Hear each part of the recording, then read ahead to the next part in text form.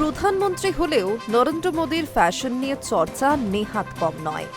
কখনো মোদী কোট, কখনো রং বেরঙের পাগড়ি, সবসময় ফ্যাশন নিয়ে পরীক্ষা নিরীক্ষা করেন প্রধানমন্ত্রী। এবার মোদীর কানে দেখা গেল দুল। ওমান সফরে মোদীর কানের দুল পরা ভিডিও ভাইরাল হয়েছে নেট দুনিয়ায়। স্বাধীনতা দিবস হোক বা সাধারণতন্ত্র দিবস, প্রত্যেকটি জাতীয় অনুষ্ঠানেই নজর কাড়ে প্রধানমন্ত্রীর পোশাক। বিশেষত মোদী কেমন পাগড়ি পরছেন সেই নিয়ে চলে চুলচেরা বিশ্লেষণ।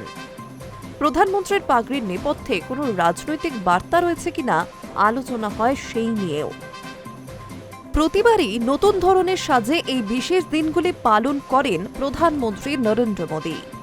2014 সাল থেকেই স্বাধীনতা দিবসে নজর কেড়েছে প্রধানমন্ত্রীর পাগড়ি। গত 10 বছরে 10টি আলাদা রকমের পাগড়ি পরে পতাকা উত্তোলন করেছেন নরেন্দ্র মোদী।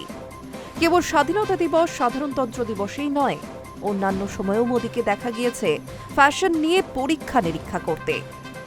নিজের নাম খোদাই করা বন্ধ গলাও পড়তে দেখা গিয়েছে তাকে। ফ্যাশনিস্তা প্রধানমন্ত্রীর ওমান সফরের ভিডিও প্রকাশ্যে আসতে নেটিজেনদের চোখে পড়েছে মোদীর ডান কানে চকচক ছোট্ট সাদা রঙের দুল। হু হু করে সেই ভিডিও ভাইরাল হয়। তবে ফ্যাশন নিয়ে পরীক্ষা নিরীক্ষা করলেও কানে দুল পরেননি প্রধানমন্ত্রী। তার কানে থাকা ওই সাদা জিনিসটি আসলে অনুবাদের যন্ত্র। সামনের ব্যক্তি যা বলছেন সেটা সঙ্গে সঙ্গে অনুবাদ করে দেওয়াই এই যন্ত্রের কাজ। মূলত কূটনৈতিক আলোচনায় এই যন্ত্র ব্যবহৃত হয়। দোভাষীর মাধ্যমে অনুবাদের সময় বেশি লাগে, বক্তব্য বিকৃত হওয়ার সম্ভাবনাও থাকে। সেই কারণেই এই যন্ত্র ব্যবহার করেন রাষ্ট্রপ্রধানরা।